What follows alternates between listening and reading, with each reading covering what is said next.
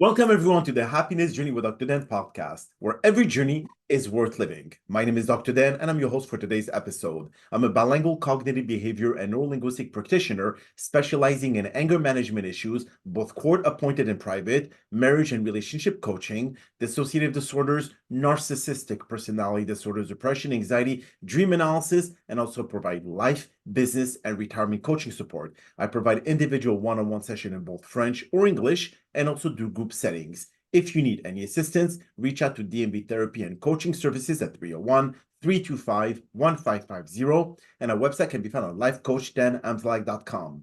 Now, in today's podcast, I'm very excited to welcome a very special guest for the first episode of season 33, author of Finding Courage to Change and co-authored a best-selling book with Jack Canfield, Success Redefined, Miss Anna, Miss Anna Meg-Resh-Lively, if I'm not screwing it up, sharing her personal journey living in poverty and homelessness and finding incredible success due to her resilience and unwavering commitment to making a change in this world. So without further ado, and as with all of our previous episodes, I'll leave it up to the guest to probably introduce herself, as no one else can do a better job. Anna, the floor is yours. Thank you so much, Dr. Dan, for having me on your podcast.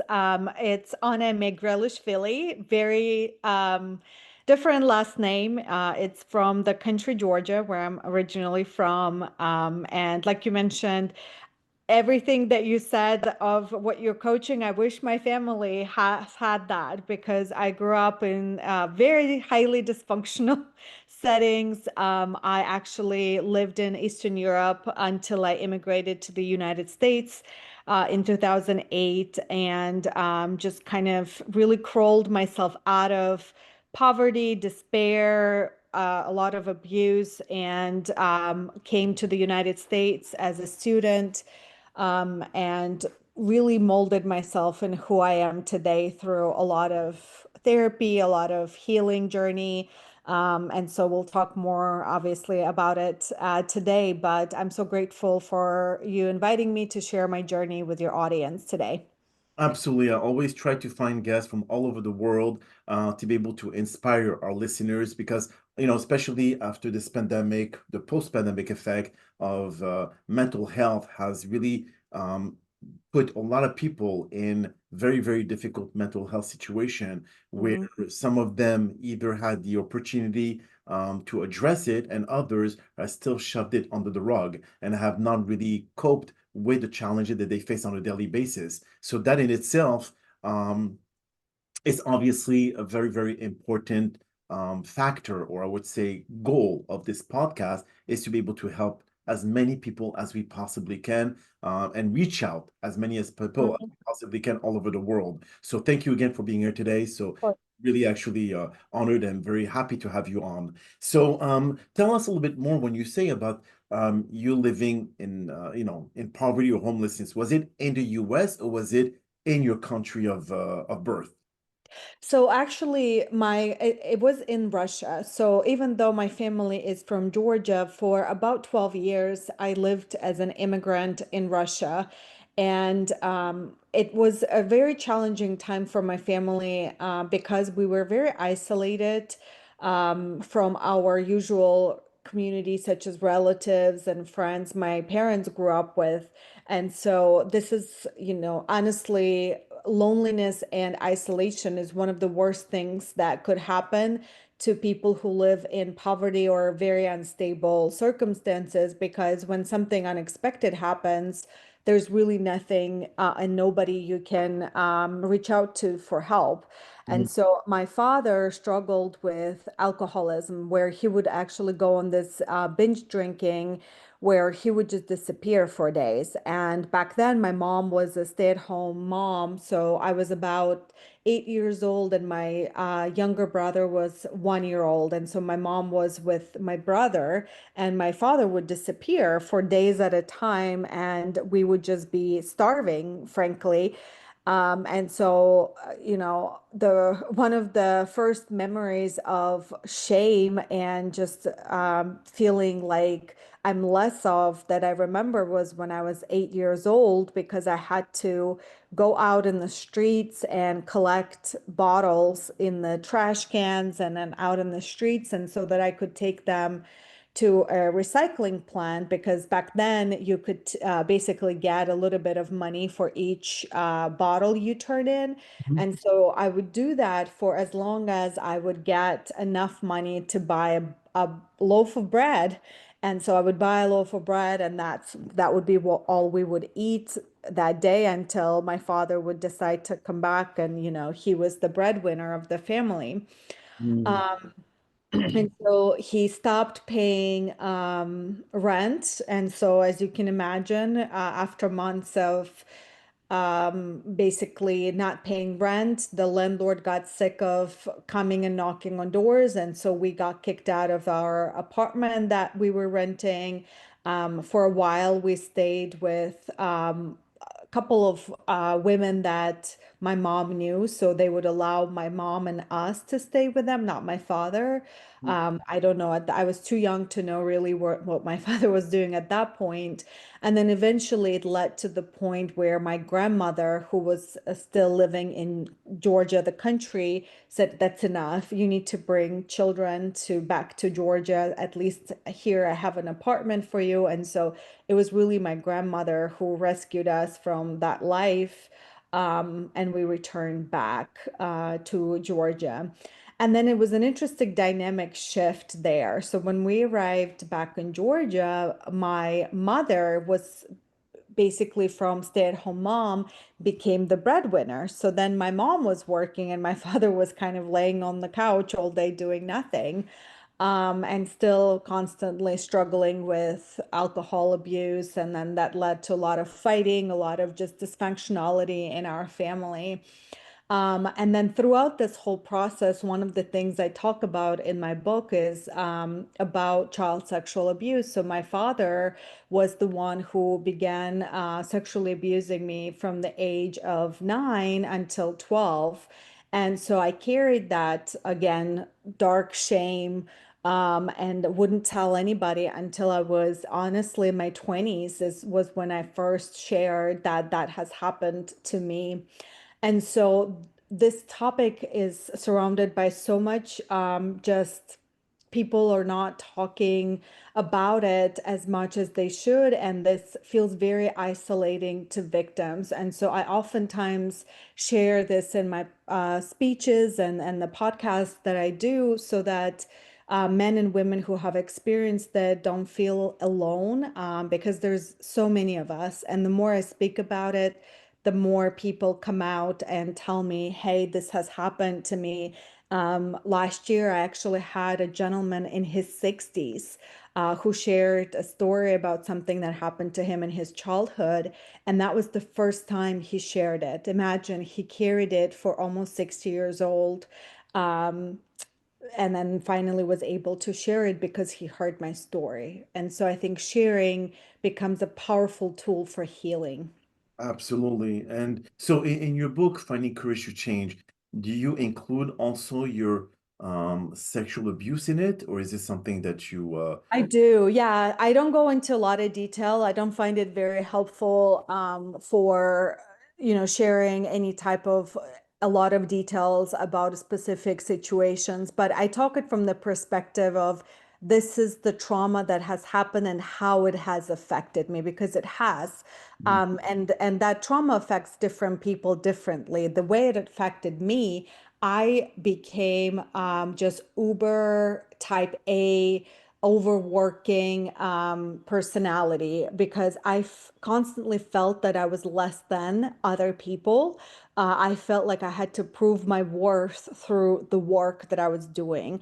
And so that's where you see I won the scholarship to come from my country to the United States with the full ride. I got full scholarship to do my MBA.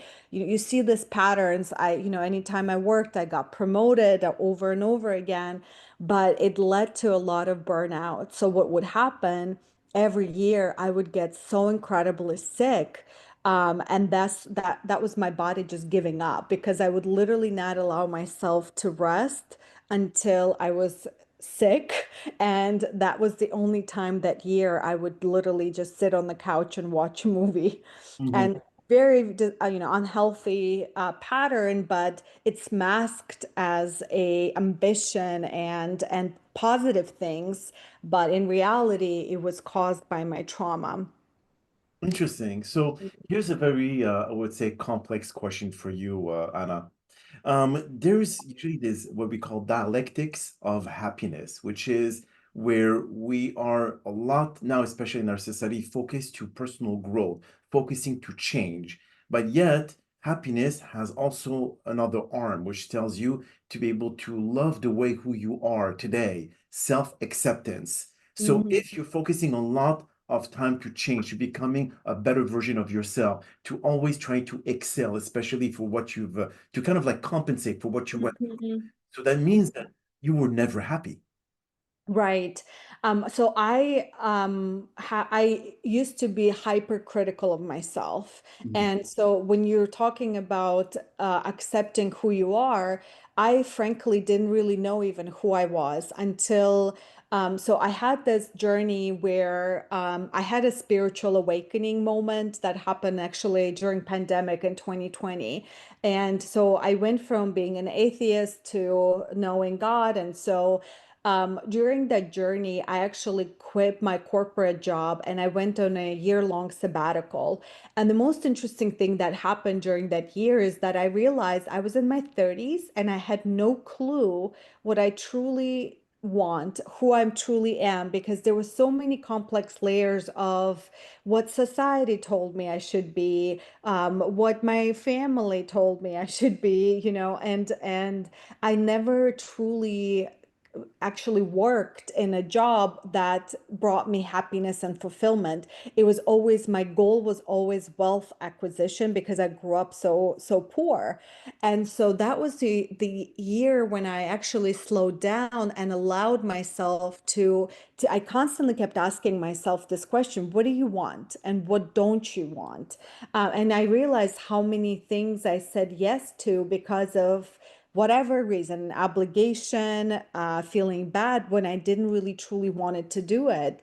And so that happiness level, that contentment level started rising because I now was really doing what brought me joy, what I wanted to do, and also became less critical of myself. Now, don't get me wrong, I still have that voice in me, but now I at least I have the tools to recognize when I'm overly critical of myself, and then I'm able to bring in that wise voice that says, okay, is this really helpful right now for you to be really bringing yourself down in this situation? And so this allowed me to just be more gentle with myself because I was my harshest critic for the longest time. And there's a say that I think let me try to remember if I'm gonna get it straight. It said that most people spend the first 50 years of their lives to be able to gain wealth at the expense of their health. So to use their wealth Mm, to fix their health on the second part of their 50 years right. if they actually reach to 100. So do you feel that that was your path that you were taking, which is try to get as many promotion and turning Definitely. up along the way, then now you're actually changing the way that you see life and what happiness means to you. Right, exactly. And so I'm sure different people have a different goal. So for me back then, that goal that for me was you made it was to acquire a like this fancy condo in the middle of the city. So this was my think of it American dream when I came to this country that I worked so hard toward. And so I actually purchased my condo on March 2nd of 2020. So literally a week before the shutdown happened. And and by that time, it was in demolition stage. So I actually had to do all of the renovation work in the midst of the pandemic. And so luckily I pre-ordered everything. So the renovation was completed. And I remember, so think about this. This was a dream that I was working over for over 10 years toward, working hard and all those promotions and long hours. And I move in and it took me about a month. And I remember sitting on the couch drinking coffee in the morning and I was like, oh, now what? That happiness feeling that the purchase of the condo brought me lasted about a month. And that was the moment when I realized this is unsustainable. I Mhm. cannot continue working this hard for the next big acquisition goal only for it to last a month and then for me to feel this emptiness again. And so that was the moment I think that really changed how I thought about what happiness means, what is it that I want out of my life, and I knew that was not it. And so I said, I need to get off this ride and figure out what's next for me. And that sabbatical year that I mentioned was really that transition year from my old self to where I am today and really working in my calling. So I found my calling and you hear that sometimes people say like if you work and do something where you would do it for free, Yes. then you found your calling. That's exactly where I am. So like I often ask people like imagine like close your eyes and imagine that there is $300 million sitting in your bank account right now. Mhm. How would you change your life, right? And so people often immediately say, I'm going to quit my job, I'm going to travel the world. And the thing is, I would say, really, I wouldn't change anything except I would do my mission faster. Mhm. And so, even the travel part, I traveled for 6 months nonstop during my sabbatical. And then I realized this is fun for short term, but in the long run, it's unsustainable for me to continue traveling. And I wanted a home base. So even some of the things we think will bring us happiness, eventually, if you do it so much, you will realize, hey, balance is important in everything. As they say, too much of a thing is not a good thing. Exactly. So you have to look at it this way. Yeah. So I think you bring up a very, very interesting point, Anna. And the thing is that what I've seen in many of my clients coming to me for coaching and for therapy is that they all ask me, well, then, I used to wish to have that, and when I had it, it no longer brings me any joy, anything that I could actually take on for a long while. And then I asked them, well, what is exactly are the things that you're seeking in life? Is it more materialistic or more experiences? Because again, materialistic, yeah, you get yourself your condo, you get yourself a luxury car or exotic cars, but are you going to take that with you in the other world? So you have to Right. see what are you going to be able to take with you? And are you going to take all this with pride? Because again, you could make millions of dollars backstabbing millions of people. Is that Right. something that you could sleep at night and be proud of yourself? Mm-hmm. You see? Exactly. So, Exactly. so again, it just depends on how do you want to live your life and not living it in the shadow of what society dictates. And this is why it's important that you detach yourself, not you specifically, Anna, but Right. overall, detach yourself from what society expects from you. And again, you have to live your own life. We all have some form of uh, destination that we all have to reach if we ever reach it. And then again, no one's going to tell you how to live your life. And that's why I think societal pressure are so common in today's world that people are no longer living a life that they could feel happy about. Yeah, you're exactly right. And when you go against the society, it's actually people don't realize it, and I want to share it here. I received a lot of resistance from people in my life. So Mhm. I actually have lost some people. Some people just kind of looked at me like I was crazy for walking away from my corporate job where I was making tons of money and to pursue what I'm doing now, which is a lot of nonprofit work, and I'm building community in the city where I live. And people kept questioning me and discouraging me from doing it. And if you're not a strong person, you would go back to the comfort zone, because going against the society is going against the comfort zone.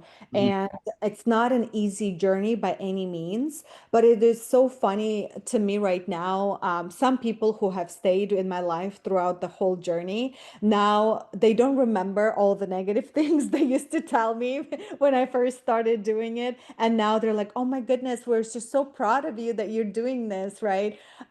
Because now they don't see all the hard work and fears and the tears and everything that also took to take this leap of faith. They only see now the results. They see that I've written books, I started a business, I started a nonprofit, I speak on podcasts. So they see only the upside of this journey, but they don't see all the hard work that it took to get there. And it's interesting that you say that as well, Anna. It's because more and more people now are just too afraid to get out of this comfort zone because they're afraid of lack of validation, that people do not see them as typical slaves of what we see in our society nowadays. And people are just kind of like too afraid to take any move. They're afraid of their own shadow. And that's really, really scary because how are we going to have anyone that'll be able to take on the different monsters that we see around us, and if they're too afraid to even look at who they are in the mirror, and that in itself causes a lot of people to not take any action because they're afraid of repercussions. But then again, how do we live our life with no fear? Because fear is there no matter what it is, and this is Right. what the brain construct because of your past experiences in life and whatever challenges you face, whatever comes out. Like I'm sure for a moment there that when you, because of your sexual abuse that you've experienced, I'm sure that if you see someone that looks very similar to your dad, you're going to bring those connections together and that fear is going to resurface. Yeah, and that's why therapy is so important, is when those triggers and fears come up, you have the tools to recognize them. And so you understand that this is just something from your past. That's not necessarily, this person is not going to harm you today. And so I highly encourage everybody who experience significant trauma to go through therapy, because it equips you with just knowledge and tools on how to deal with it. But also, now what I share is sometimes our fears are much bigger in our head than what it is in reality. So, when I was first considering quitting my job, I actually wrote down all of my fears on a piece of paper. And, you can imagine some of those fears where I'm going to be homeless, I am not going to find my calling, and all the things you can imagine, I've written down. And then I also made another list where I said, okay, but what if it works? What's my best case scenario outcomes out of this sabbatical journey that I'm about to take? And I wrote down that list too. And what I tell everybody is my mind was not big enough to comprehend actually how many outcomes it would bring, that I couldn't even imagine.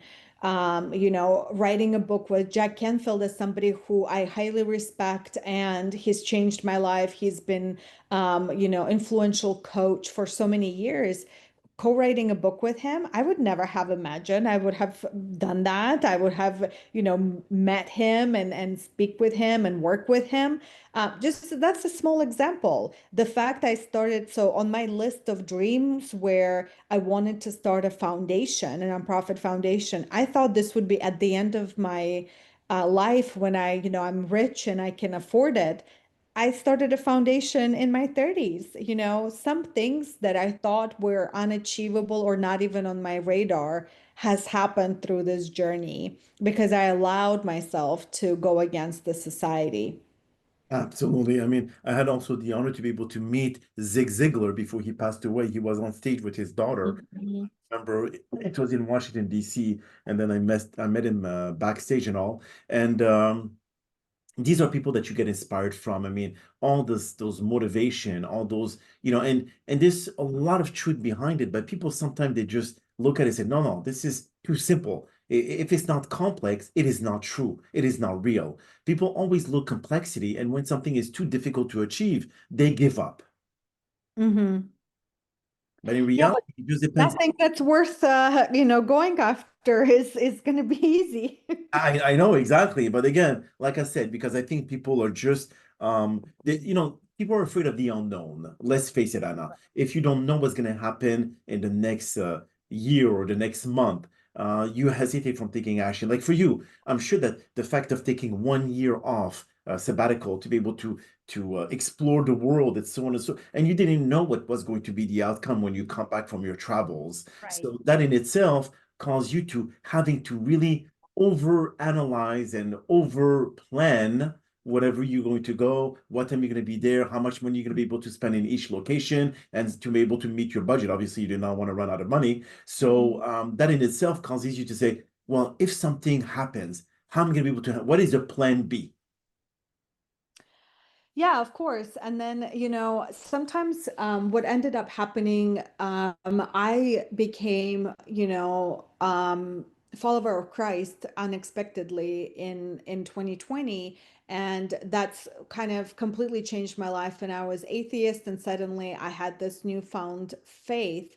And I learned that through this connection and having a relationship with God, sometimes I, as a human, only saw option A or option B. And oftentimes, option C was shown to me that was a lot better than what my human mind would comprehend. And it would happen exactly the way that, in my prayer, I received a message, and that's exactly how it happened. And so I started going on this spiritual retreats every year where I just kind of shut down the world. I'm in complete silence. I'm disconnected from everybody. Mhm. And these spiritual retreats allowed me to really advance in my life, in my mission, in my healing. And so, I mean, if you would have told me 5, 6 years ago, this is where I would be today, I would have laughed in your face because I was in a height of my corporate career. I didn't believe in anything spiritual. And today, I am in a complete different life that I was today, but I'm so much happier. Well, that's amazing, and I think you being happy and you showing to others, especially writing your journey in in your book, finding courage in like in difficult times or in finding courage to change. I think this is something that people need to read to be able to better understand that if you made it happen, and if any random people can make it happen, why can't they themselves? But then again, there's a lot of other factors that actually pushes them to be able to take action. For you, for what you've experienced in your childhood, this is what that was your drive, that was really push you to be able to achieve the epitome of your career, and at the same time that was the motivation that really drove you to where you are today. Now if people have had a great childhood or something that was very easy peasy, that they had everything they wanted, they were entitled, are they going to have the same level of motivation that you had? That's the big question. Mm-hmm.